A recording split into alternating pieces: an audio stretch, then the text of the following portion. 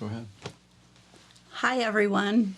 Glenn has given me a minute to talk to you. I'm Glenn Rawson's wife, Debbie, and I just wanted to thank everyone who prayed for me and whose energy and effort went out in my behalf and who have helped in any way. Flowers, gifts, deliveries. Yes, flowers, gifts, Even deliveries, money. Just everyone has been so generous and so helpful. And I've really felt like the prayers really helped. And, you know, we were diagnosed a few weeks ago I was diagnosed with ovarian cancer, and the mass was the size of a volleyball. And those first few days were a little bit, difficult. And I had surgery about 11 days ago, and they removed it, and they couldn't find any cancer at all. And I just feel so blessed that they were able to get that out, and I've been recovering very well. Glenn has taken super good care of me. And he even takes me on little short walks to the mailbox and goes really slow while I walk really slow. And I'm getting to where I can pretty much take care of myself, but he still takes good care of me. And I just wanted to thank you all for your prayers and your help. I've been very, very, very appreciative. Thank you.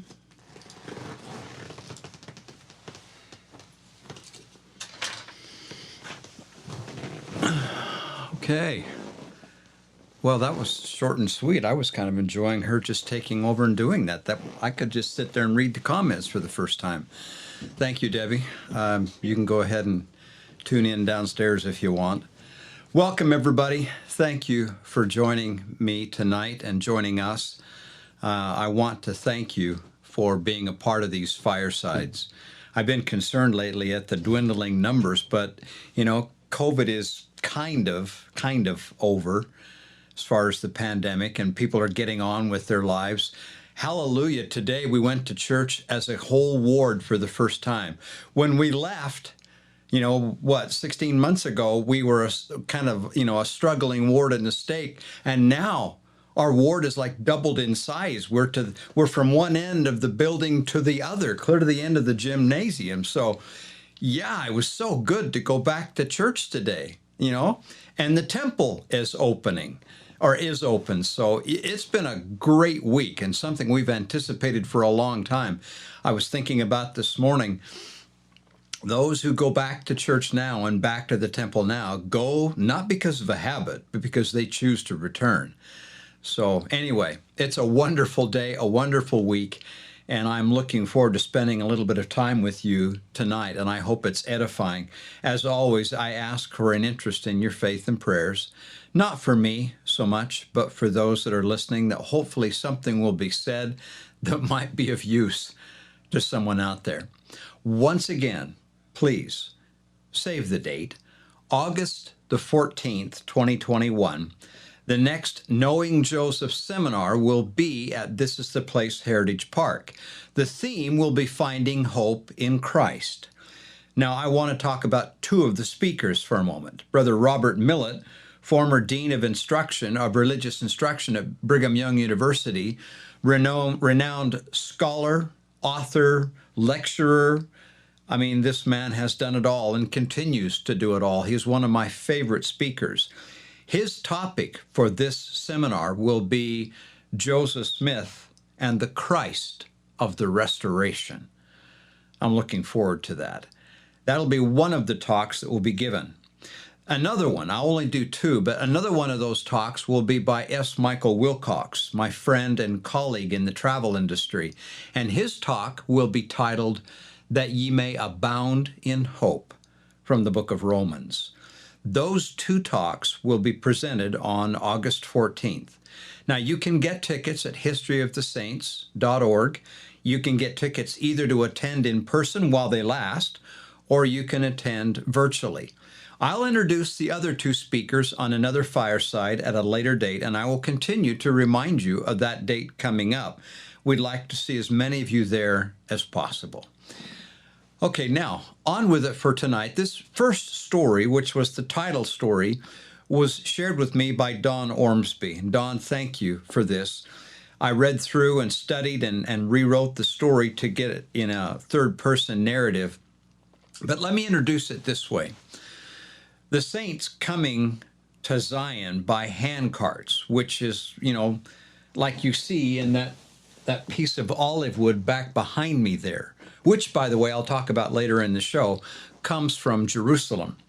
The saints coming to Zion by handcarts. Well, as you may know, there were only 10 handcart companies, and only at most a few thousand, 3,000 people that came by handcart. Most people crossed the plains in wagon companies beginning in 1847, Latter-day Saint pioneers, until 1868 in the gathering or the coming of the railroad. The gathering of the saints to these valleys of the mountains, their physical gathering, was critically important.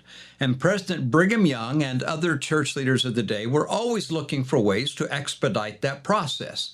So in 1861, a new system was implemented to bring the saints to Zion. And it worked like this. Local saints in local settlements here in the valley would volunteer wagons, teams, and men that they would load up with supplies. And then early in the spring of the year, these teamsters, these down and back wagon teams that they were called, would work their way east, caching supplies as they went. And then when they arrived at the Missouri River or wherever the railroad terminus happened to be as the years went on, they would load up the immigrants that had just arrived by ship from wherever they were coming from, and then they would turn around and cross the trail going west back to Salt Lake City, picking up the supplies as they went. It was a very effective and efficient system that operated from 1861 to 1868, and though it cost the church itself very little because so much of it was volunteer effort, it came with high costs for those sponsors and men who manned the teams. These men often saw themselves as missionaries under call to bring the immigrants to Zion. Well, one such team was led by Bishop William Seeley of Mount Pleasant, Utah. They left Salt Lake City in June 1868 and headed east with 30 wagons, 242 oxen, and 30 teamsters. All went well for the men until they arrived at the crossing of the Green River. Now in 1868, that year, the river was running extraordinarily high, wide, and fast due to abundant spring runoff. Well, at the ferry crossing of the river on the Green, the river was about 200 yards wide and 8 to 12 feet deep and running swift. On the evening of June 24th, Bishop Seeley's company began the crossing of the river on the ferry going from west to east. By the next day, all wagons were across, but when they attempted to swim the cattle across the river, the animals refused. They would go out into it a little ways, but because of the wind and the current, they would turn around and come back to the western shore. Well, the cattle wouldn't cross, so it was decided to ferry them across. The first load was ferried successfully. But on the second load, 2 yoke of oxen became agitated and began pushing toward the upper part of the boat. Teamsters rushed to quiet the animals, which, as you can predict, unbalanced the boat, causing it to capsize in the current. All the oxen and 19 men were thrown into the roiling stream. Moreover, because of the capsizing of the ferry, the pressure against it snapped the guide rope on the ferry and it began drifting away. In the ensuing melee, men and beasts scrambled to stay afloat and get to shore. When it was over, an accounting was made. 6 men were unaccounted for. It is said that some of those men were never found.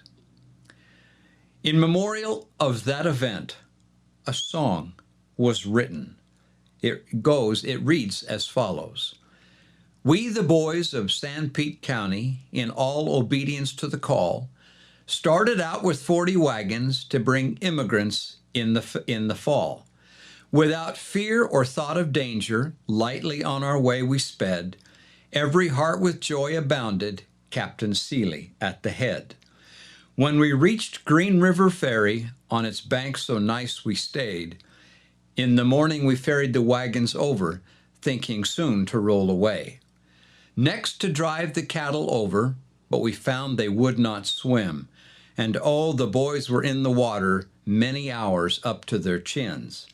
Some to planks and boards were clinging, down the swelling tide it flows. Some by heaven seemed protected, was driven to shore upon the boat. Some to oxen horns were clinging, but to them it was all o'er. For boys and cattle all went under, never more to step on shore. One had landed on an island, clinging to the willows green, but to him life seemed extinguished, and he fell backward into the stream. The 6 boys from parents driven, and from friends that they did love, yet there is a brighter morning that we all shall meet above. End of quote. Friend and historian Mel Bayshore wrote of this song and of this event at the Green River Crossing.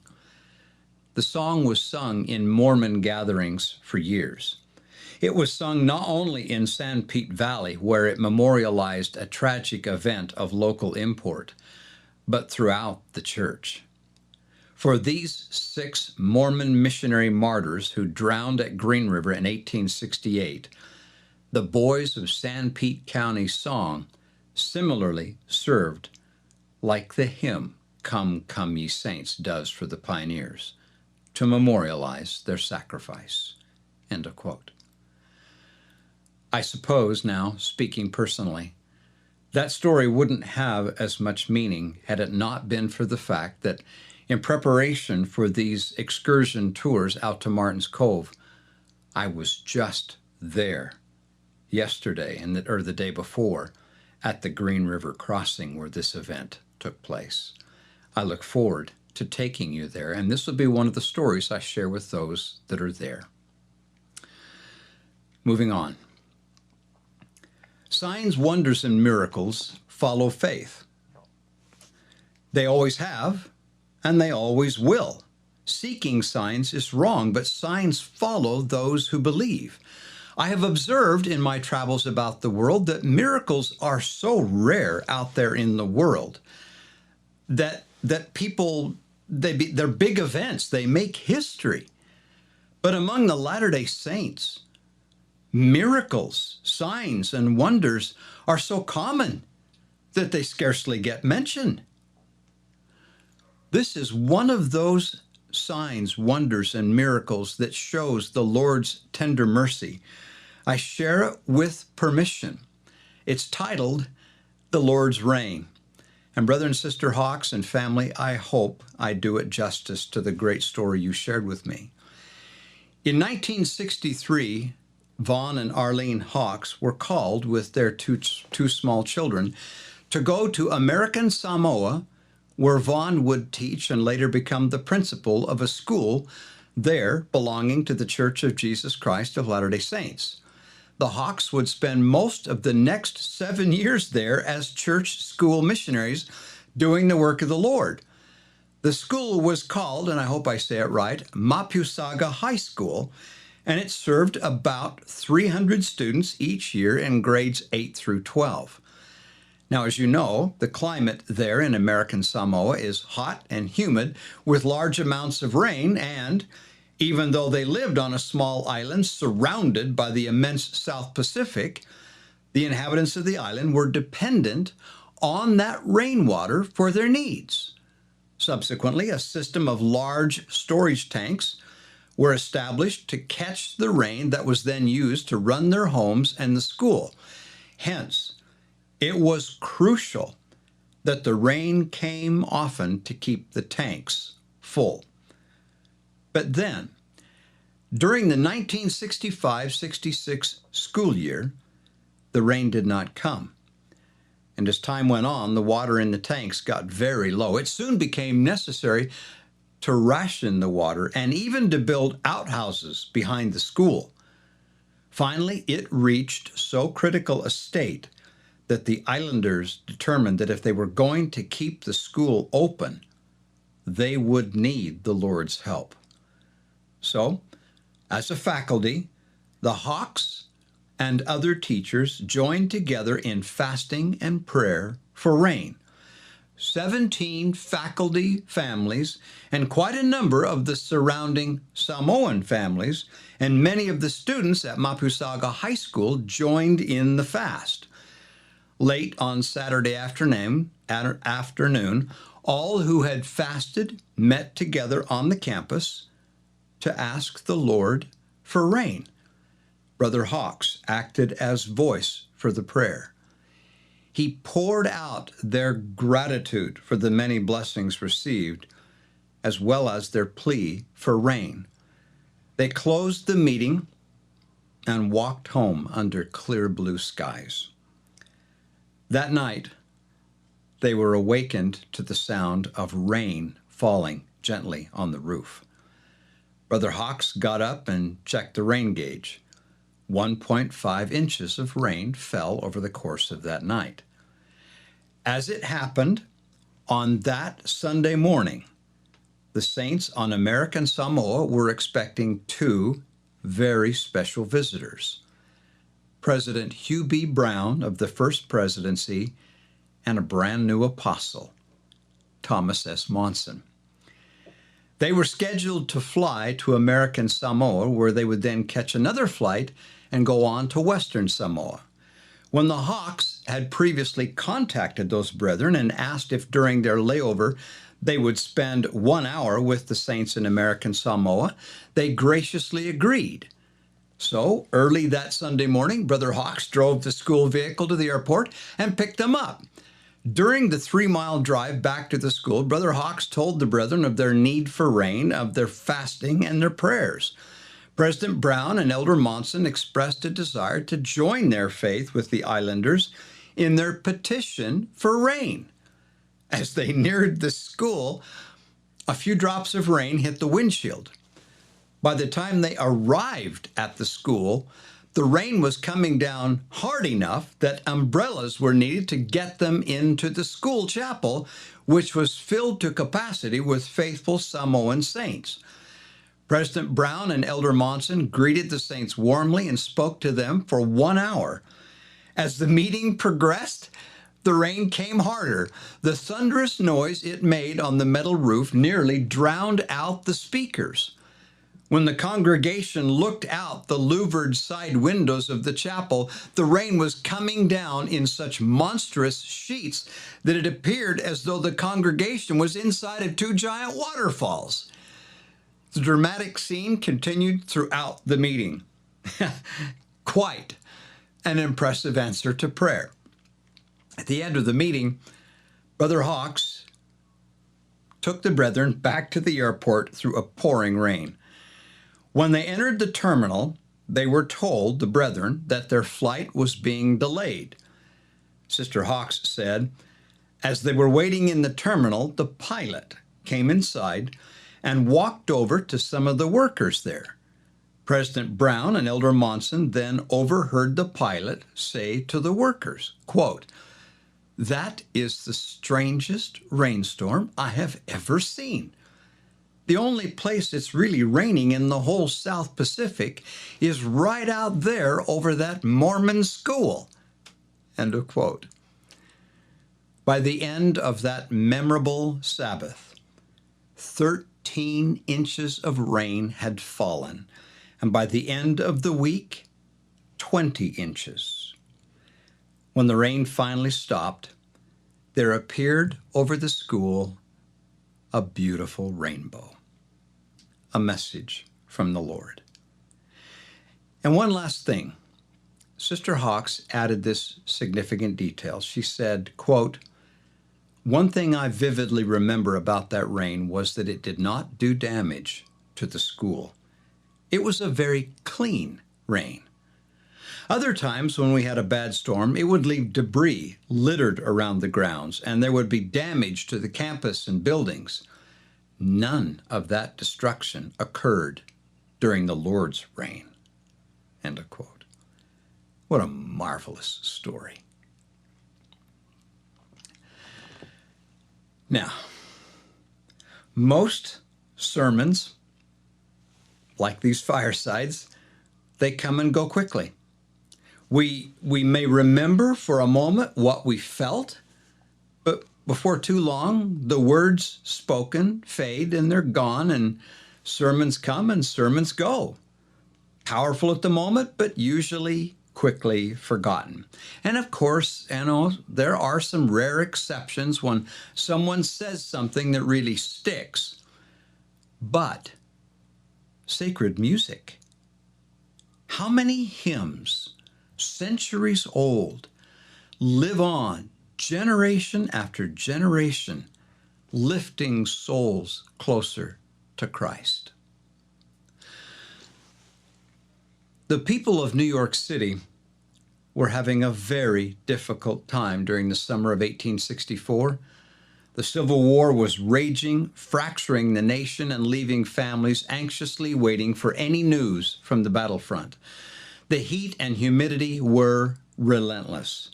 And just when people thought they had reached the height of misery in the city, an epidemic swept throughout, with fever and death taking a toll. 38-year-old Reverend Robert Lowry was the pastor of the Hanson Place Baptist Church in Brooklyn.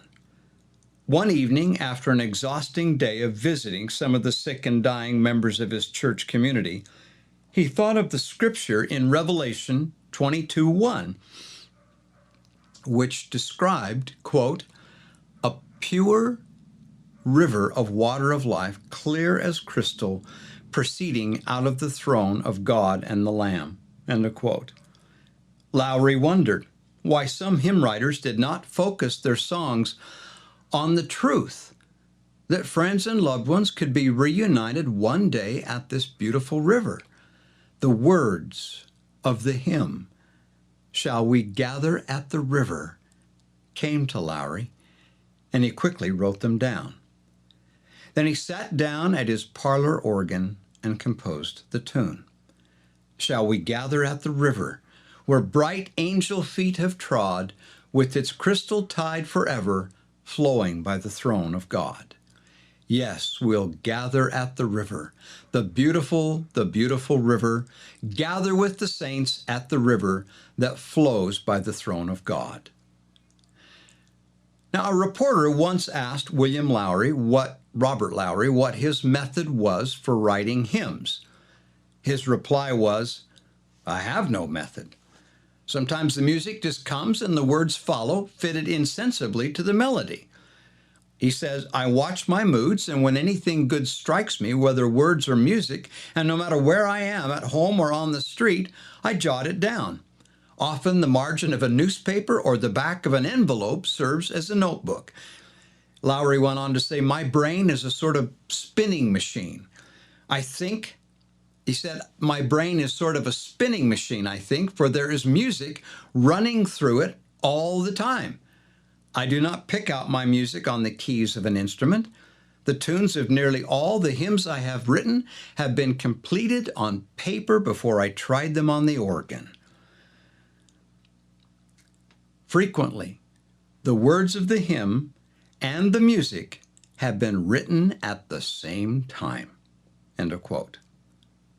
Reverend Lowry is credited with writing more than 500 hymn tunes, often composing the text and music. However, get this, Lowry was reluctant to accept the title of hymn writer. He claimed that he would rather preach a gospel sermon to an appreciative congregation than write a hymn, and that writing hymns was a mere hobby. He even once said that he felt a sense of loss, that he came to be more well known for his hymns instead of his preaching. Robert Lowry told the following story about that hymn, Shall We Gather at the River? Quote, It is brass band music, has a march movement, and for that reason has become popular. Though for myself, I do not think much of it. Get that? He didn't think much of his own hymn. He continued, "Yet on several occasions I have been deeply moved by the singing of this very hymn. Going from Harrisburg to Lewisburg once, I got into a car filled with half-drunken lumbermen. Suddenly, one of them struck up, 'Shall we gather at the river?' And they sang it over and over again, repeating the chorus in a wild, boisterous way. I did not think so much of the music then as I listened to those singers. But I did think that perhaps the spirit of the hymn, the words so flippantly uttered, might somehow survive and be carried forward into the lives of those careless men and ultimately lift them upward to the realization of the hope expressed in the hymn." End of quote. In 1880, Lowry attended a meeting in England which celebrated the 100th anniversary of the establishment of Sunday schools by Robert Raikes. He said, "I was in London and had gone to a meeting in the Old Bailey to see some of the most famous Sunday school workers of the world. They were present from Europe, Asia, and America. I sat in a rear seat alone. After there had been a number of addresses delivered in various languages, I was preparing to leave when the chairman of the meeting announced that the author of 'Shall We Gather at the River' was present, and I was requested by name to come forward. Men applauded and women waved their handkerchiefs as I went to the platform. It was a tribute to the hymn. But I felt, after it was over, that I had perhaps done some little good in the world." End of quote. Reverend Robert Lowry died at his home in Plainfield, New Jersey in 1899. However, the reluctant hymn writer's legacy today is not in the sermons he preached from the pulpit, but the hymns where he so ably preached the gospel through song. He is most famously known today for that hymn that he didn't much care for, "Shall We Gather at the River?" which, by the way, has been published in 695 hymnals, translated into numerous languages, and is to this day sung throughout the Christian world. Reverend Lowry, thank you.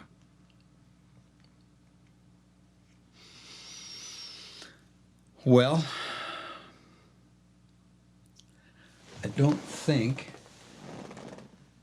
don't have any texts from Annie, so I guess we're doing all right. Now, I have a bit of a doctrinal question for you to consider. Is Lucifer and temptation an aberration in the plan of salvation, a mistake? Or is Lucifer and the temptations of his minion a part of the plan of salvation? Do Satan and his angels help fulfill the plan of salvation, or do they just mess it up? Consider that question. Now, I don't know why, but this story has been on my mind for the last 2 weeks. So I'm going to share with you, and we'll see where it goes. When Jesus was about 30 years of age, he left his family in Nazareth, as we know from the scripture, and traveled south and east to the Jordan River to be baptized by John the Baptist. At his baptism, as we all know, the Holy Ghost descended upon Jesus like a dove, and immediately that Spirit took Jesus into the wilderness to be with God. Now note it, Jesus went into the wilderness not to be tempted. What dummy does that? Jesus went into the wilderness to be with his Father. 40 days Jesus fasted and communed with Heavenly Father there among the wild beasts. All the while, Satan, as he always does, was watching, waiting, quote, seeking to tempt him. At the end of the 40 days, Jesus was hungry. Can you imagine? And, quote, was left to be tempted of the devil, end of quote. Now that may seem odd that Heavenly Father would deliberately leave Jesus at such a vulnerable time as this. But remember, Jesus was spiritually strong, though physically weak. And there is a reason he had to be tempted. As it was with Jesus, so it must be with us. Or said another way, as we have so endured, he must endure more. We all must be tempted. He had to be tempted in order to descend below all things and succor us. He had to be tempted. Every one of us, including him, must face good and evil, light and dark, and choose for ourselves. Why? Because no one can appreciate the sweetness of heaven until they have tasted some of the bitterness of hell. And this, by the way, is not a passive process. We are continually being enticed by both sides. While the devil tempts us to indulge in evil, the Spirit of the Lord persuades us to choose good and to choose righteousness in our weakest moments makes us the strongest. Consequently, the devil came to Jesus and said, "If thou be the Son of God, command that these stones be made bread." Can you not hear the taunt in the devil's voice? If you are who you say you are, then use your power and turn these stones to bread. Now, wait a minute. Why is bread a temptation? Bread, the last time I checked, is not a sin. So, where's the temptation in that? Because the sin is not in what is being offered, the bread. It is when it's being offered and by whom it's being offered, as evidenced by the Savior's response. He said, quote, "It is written, man shall not live by bread alone, but by every word that proceedeth out of the mouth of God," end of quote.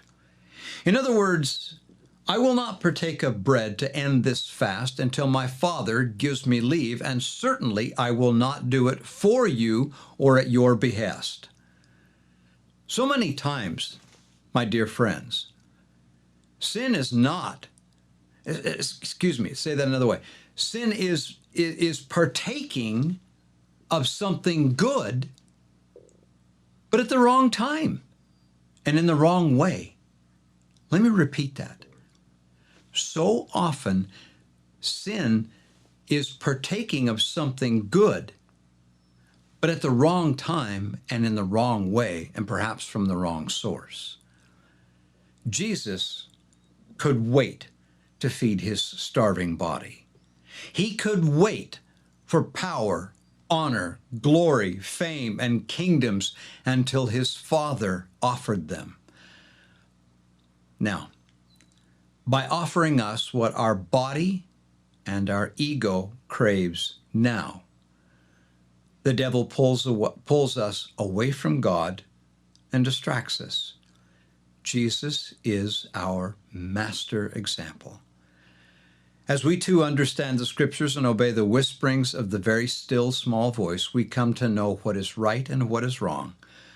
What remains then is for us to have the courage, as Jesus did, to tell Lucifer and his helpers where to go.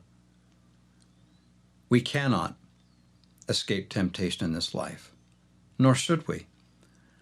But praise God, we can always escape sin. All right. I hope you're okay. Hope you're doing all right, and I hope that the Spirit of the Lord is with you and administering a measure of comfort for you. Let me take a break for just a moment. I wanted to mention these Martin's Cove tour excursions that we're taking out there.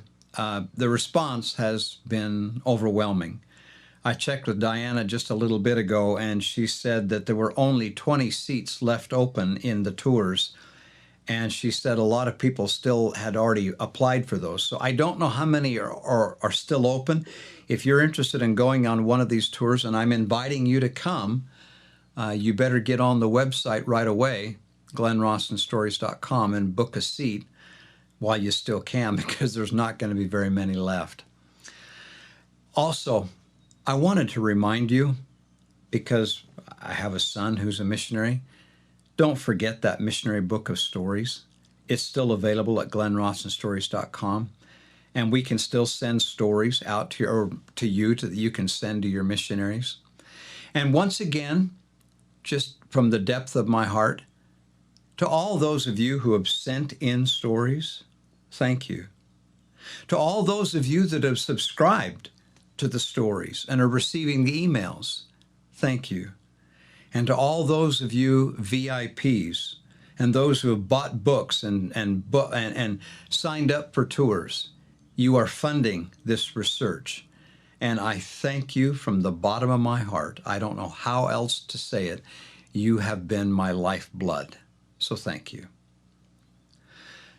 Moving on. After the war with England, and again, this is in keeping with President Oakes's talk in the last conference about the Constitution. After the war with England, America was not yet the United States, but rather the Confederate States of America, 13 bickering little provinces, as it were. America likely would not have survived a free people had not delegates from the 13 states met in convention to form a new government with power to unite and save the Union. I talked about that a week ago. Even at that, in the Grand Convention, their bickering, contention, stubbornness, selfishness, and power-grabbing nearly ruined the entire effort. It was at the height of all of that contention, June 28th, 1787, after one particularly difficult day of contentious debate, that the venerable Dr. Benjamin Franklin spoke up. His words have become immortal. He said, "The small progress we have made after 4 or 5 weeks is, methinks, a melancholy proof of the imperfection of human understanding. We indeed seemed to feel our own want of political wisdom since we have been running about in search of it. In this situation, groping as it were in the dark to find political truth and scarce able to distinguish it when presented to us, how has it happened that we have not hitherto once thought of humbly applying to the Father of lights to illuminate our understandings? In the beginning of the contest with Great Britain, when we were sensible of danger, we had daily prayers in this room for the divine protection. Our prayers were heard, and they were graciously answered. To that kind providence we owe this happy opportunity of consulting in peace on the means of establishing our future national felicity. And have we now forgotten that powerful friend? Or do we imagine that we no longer need his assistance? I have lived, sir, a long time. And the longer I live, the more convincing proofs I see of this truth, that God governs in the affairs of men. And if a sparrow cannot fall to the ground without his notice, is it probable that an empire can rise without his aid? We have been assured sir, in the sacred writings, that except the Lord build the house, they labor in vain that build it. I firmly believe this. I, therefore, beg leave to move, that henceforth prayers imploring the assistance of heaven and its blessings on our deliberations be held in this assembly every morning before we proceed to business. End of quote. Dr. Franklin's motion was heard, seconded, discussed, and dismissed. Prayer did not become an official practice of the Grand Convention, but it did remain a private one. The Almighty blessed the work of those men in the convention. Perhaps, as you know, if you've read the minutes, in spite of some of them. Why did the Almighty care? I can and will only say this much. For more than a century and a half, two mighty forces have thrashed the nations of the earth, reaping freedom wherever they have gone. Those two great forces, working in tandem around the world, have been the American Constitutional Republic and the restored gospel of Jesus Christ. Prayer is the key to power. By it, God befriended America, and she rose out of obscurity. I ask you, therefore, anew, have we, as a nation, as a state, community, as families, as individuals, have we now forgotten that powerful friend? Or do we imagine that as a nation we no longer need his assistance? God still governs in the affairs of men. May we ever be a praying people. I humbly pray.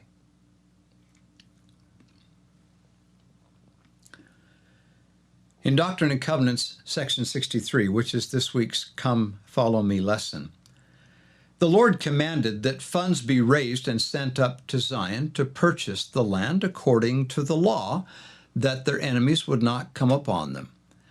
This story is about those simple, perhaps mundane efforts to buy the land of Zion in Jackson County, Missouri. Purchasing Zion, Isaiah spoke often and eloquently about that Zion that would be established in the last days. Prophets looked forward to it and rejoiced in the knowledge. Among them, Ether, one of the Book of Mormon prophets, prophesied that in the last days a new Jerusalem should be built upon this land under the remnant of the seed of Joseph. It was April 5th, 1829, when a revelation commanded young Oliver Cowdery seek to bring forth and establish the cause of Zion, section 6. That command would be echoed again and again in Revelations early on in the Restoration. Joseph Smith would be charged and inspired by the Almighty to, quote, move the cause of Zion in mighty power for good, section 21. Now, among the saints, excitement began to mount as understanding of what Zion was and would be grew. It was to be, as Joseph learned, both a people and a place. Enoch built the first city of Zion, a people of one heart and one mind in righteousness, with no poor among them. In time, these people walked with God, and Jesus dwelt in the midst of Zion, until that day when they were taken from the earth with a promise that someday Enoch's city of Zion in heaven would come back to earth to greet the city of Zion, the new Jerusalem established here. Joseph and the saints knew this city had to be built and that they were to do it. and that it was their only place of safety and security. But where and when? Can you imagine the sense of honor and purpose that infused those early saints to be charged with fulfilling that prophecy of establishing the perfect society of Enoch once more? They soon learned that as time marched forward, Zion would be, quote, the only people that shall not be at war one with another. Section 45. Zion had to be established as a place of refuge and safety in preparation for the Lord's second coming. All depended on it. All members of the church looked forward to finding where that Zion would be and building it up. Anticipation mounted when they learned that that Zion was to be somewhere on the western frontier of America in the land of Missouri. That's all they knew. June 6, 1831, a number of people were called to go to Missouri, and there the Lord promised he would make known the location of Zion. Section 52. July 20th, 1831, as Joseph and his friends stood near Independence, Jackson County, Missouri, the Lord revealed, "This is the land of promise and the place for the city of Zion." Section 57. And the place which is now called Independence is the center place, and a spot for the temple is lying westward upon a lot which is not far from the courthouse. On August 2nd, 1831, the land of Zion was dedicated. And on August 3rd, 1831, the prophet Joseph dedicated the temple site. Then came the practical command of the Almighty. Behold, it is wisdom that the land should be purchased by the saints, that they might obtain it for an everlasting inheritance. Section 57. Subsequently, they began to purchase Zion with donated money. In that first year, 1831, Bishop Partridge expended about $1,200 in buying tracts of land to settle the saints upon and build their city of hope. And who was the first principal donor? The man who at the Lord's command laid his monies at the feet of the bishop. $1,200 he gave in 1831 and first paid for the foundations of Zion? Martin Harris, the same man who paid for the Book of Mormon's printing. Say what you want, but I believe the day will come when you'll meet Martin before the judgment bar of God.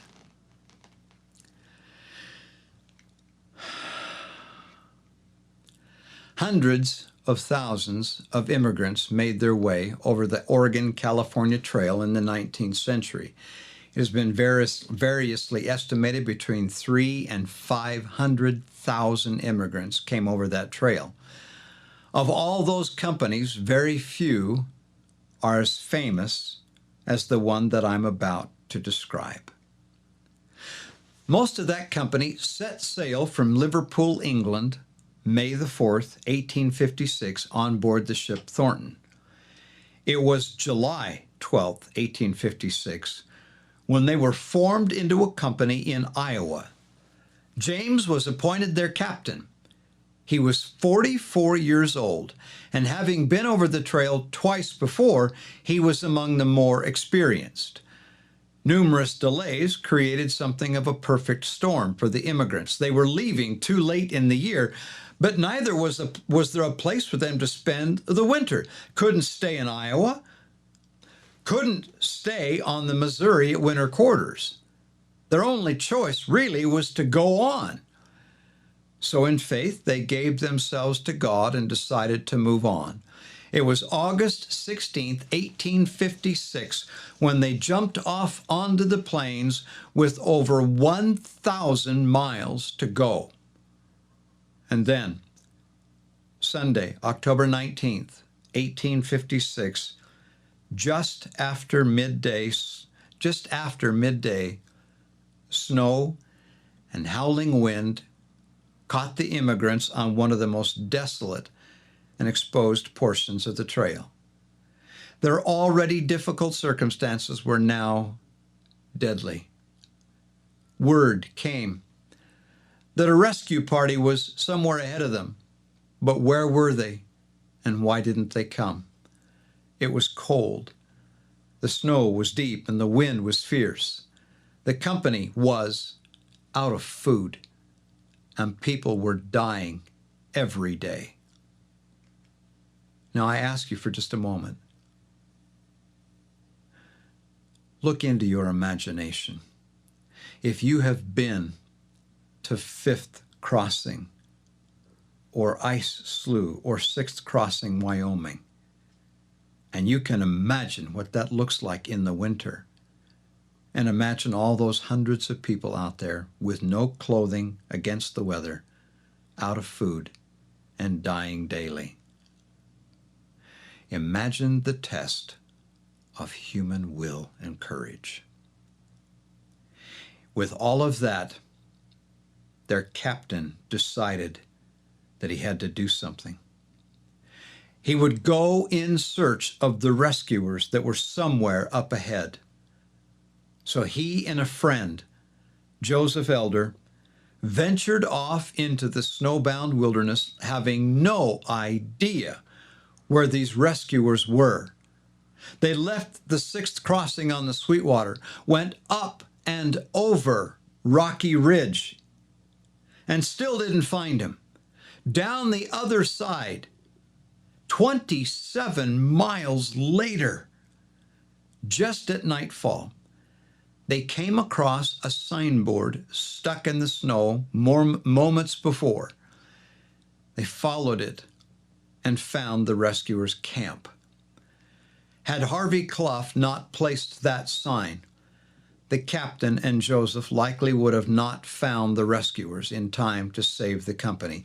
They would have rode on ahead until by weariness, exhaustion, and exposure, they would have starved and frozen. Moreover, had that intrepid captain not braved his way into the storm in search of help, his people would have surely died. That captain was Captain James G. Willey of the Willey Handcart Company. Quote, "Our captain," said George Cunningham, "did his duty. He was badly frozen and came very close to dying. He showed us all a noble example. He was furnished a mule to ride on our start from Iowa City, but he said, 'I will never get on its back.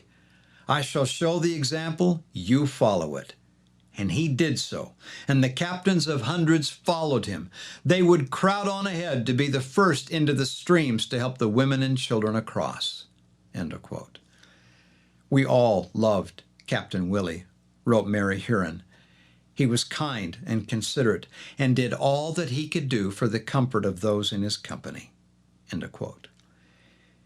In the end, 74 people perished in the Willey Company. They and the Martin Company behind them came to be seen, at first, as examples of failure and embarrassment for most of the 19th century. But then, time rightly redirected the spotlight to illuminate not their failure, but their faithfulness. Today, Captain Willey, Captain Martin, and all those that were with them, they are a shining standard of what it means to be true and faithful to the very end. In my mind and to my imagination, Captain Willey, by that ride, is a great hero, along with Joseph B. Elder. Now, this last story troubles some people, but it too is one that has been on my mind a great deal. And I share it with you now in hopes that perhaps there is a truth here that may benefit you. Like you, I have wondered many times why good people have to suffer and oftentimes, as you know, more intensely and more frequently than the ungodly of this world.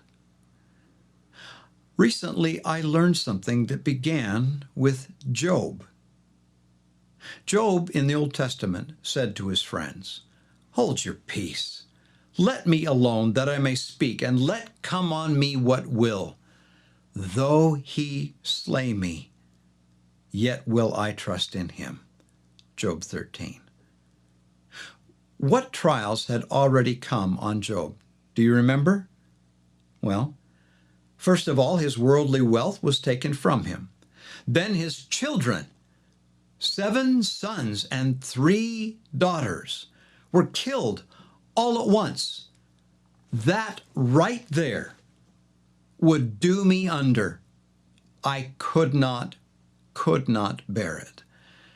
Job similarly was so struck with grief and loss that he shaved his head and fell to the ground in the agony of worship and humility. But for him it was not over yet. He was then afflicted with boils over the whole of his body that itched so badly that he was forced to scratch himself with a broken piece of pottery, just for a measure of relief. As he sat in the ashes in abject humility, his wife, the one person who should have been his comfort, comes and reviles him like an enemy. And finally, we find Job outside of the city, sitting in the dirt and filth of the community garbage dump, reviled by his wife and cursed by his friends. He literally stinks so bad, no one can come close to him. Now, consider his words. Quote, "Though he slay me, yet will I trust in him." End of quote. Why would he say, "though he slay me," meaning God? Because he was. Who was Job attributing his afflictions to? Who was he crediting with his pain? God. And yet he blesses, as it were, the very hand that is killing him, and even submits all the way unto death. Now I know the devil had his hand on him, but when God has the power to deliver him by speaking a word and does not, who bears blame? Now, if you will, go forward with me in time to the Garden of Gethsemane. Jesus said, and it was not drama, "Father, if thou be willing, remove this cup from me." You know what happened. The cup was not removed.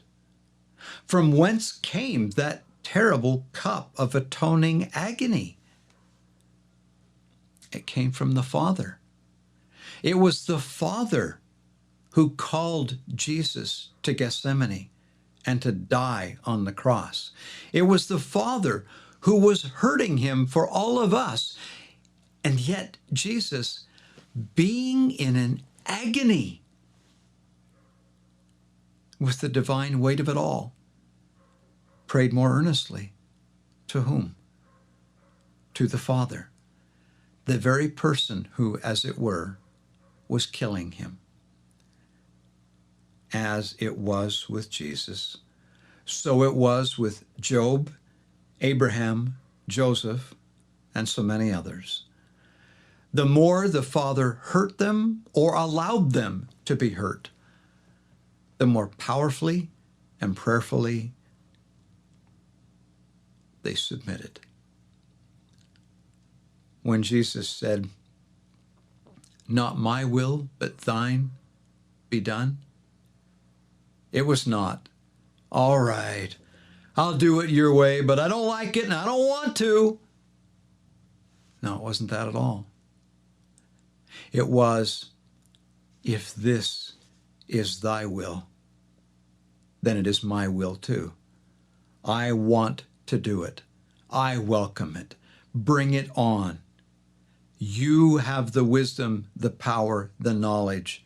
Thy will be done and all obstacles removed. My dear friends, one of the purposes of intense trial is to give us the opportunity to submit to the Almighty. Now, why is it so important that we submit? Some time back, I had to severely chastise one of my teenage daughters. I have 5 daughters. There were things that this dear daughter was doing that were so serious as that if left unchecked would destroy her future. She couldn't see it, but I could. Her mother could. If she would be stopped, I had to try and stop her. So I came down on her with more force, not physically, but more force than I've ever punished any of my 7 children. I made life absolutely miserable for her, not for a few days, but for weeks. I suppose I was to her and any other observer from a distance the meanest father in 10 states. As the heat turned up and the burden came down, I watched anxiously to see what this beloved daughter would do. Now you have to know that this girl is no pushover. She is as strong-willed and stubborn as the pioneer stock she comes from. Would she rebel and fight me? She could have, and I wouldn't have been able to stop her. I have to tell you, I watched anxiously, and I prayed for her. I hope you'll understand when I say that one of the greatest joys of being a dad, here and hereafter, has to be watching one of your children bow her head in submission and say, "Yes, Daddy, what do you want me to do?" So it is with God. In love, He punishes and He corrects. He chastises and tries us. Pick whatever word you want. The outcome is the same, that He might prepare us for power and glory. And how great is His joy when we bow the knee and say, "Yes, Father, not my will with limitations be done, but thine be done." End of quote. My dear friends, this next week I will be traveling extensively. I will be on the road, probably in Southern California on Wednesday night, so I will not be here on Wednesday night unless something unforeseen changes. But I'll be back next Sunday on the eve of our first Martin's Cove tour. In the meantime, I pray for you. I hope you are well. I hope that summer and the lifting of a pandemic brings many opportunities, much joy, and the love and association of family and friends. No more being shut in. Good night. God bless. And the gospel is true, and the Lord is watching.